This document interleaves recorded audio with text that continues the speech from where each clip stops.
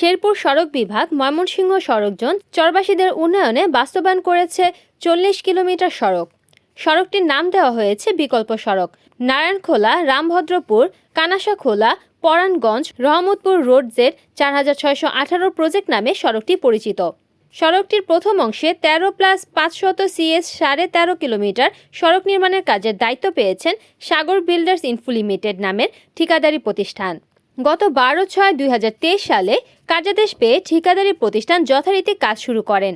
এরই মধ্যে 75 ভাগ কাজ সম্পন্ন হয়েছে বলে সড়কের কাজে নিয়োজিত উপবিভাগীয় প্রকৌশলী মোহাম্মদ রুহুল আমিন খান জানিয়েছেন। 13.5 কিলোমিটার সড়কের মধ্যে প্রথম লেয়ার কার্পেটিং শতভাগ সম্পূর্ণ হয়েছে। 16টি চরে 10,000 মানুষ এই সড়কের সুবিধা ভোগ করে চলেছেন। এই সড়কে যাতায়াতকারীরা ও পরিবহন চালকরা ছিমছাম নিরাপত্তা নিয়ে চলছেন নির্বিঘ্নে। কৃষকরাও কৃষি উৎপাদনের যাবতীয় কৃষি পণ্য হাটবাজারে সহজে ন্যায্য মূল্যে বিক্রি করতে পারছেন।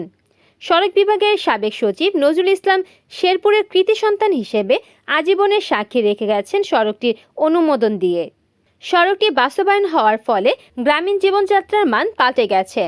চরবাসীরা এতে মহা খুশি। খুবই আনন্দিত। আমাদের যাত্রী কোনো ভোগান্তি হয় না, যাতায়াত করতে সুবিধা। আমাদের চর এলাকাবাসীর জন্য খুবই ভালো, আর যাত্রীও কোনো সমস্যা হয় না। এখন রাস্তার জন্য আমরা খুবই খুশি হয়েছি। আমাদের রাস্তা আগে ভাঙা ছিল, আমাদের যাতায়াত করতে অসুবিধা ছিল। এখন রাস্তা ভালো হয়েছে, আমাদের সময় কম লাগে, আমরা তাড়াতাড়ি যাওয়া আসা করতে পারি, আমাদের সময় কম লাগে। রাস্তা পাই আমরা অনেক খুশি।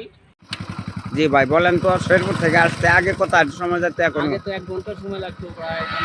রাস্তা ছিল, ভাঙাচোরা ছিল, এখন অনেক ভালো হয়েছে। 20-20 মিনিট সময় লাগে, সুন্দর হয়েছে।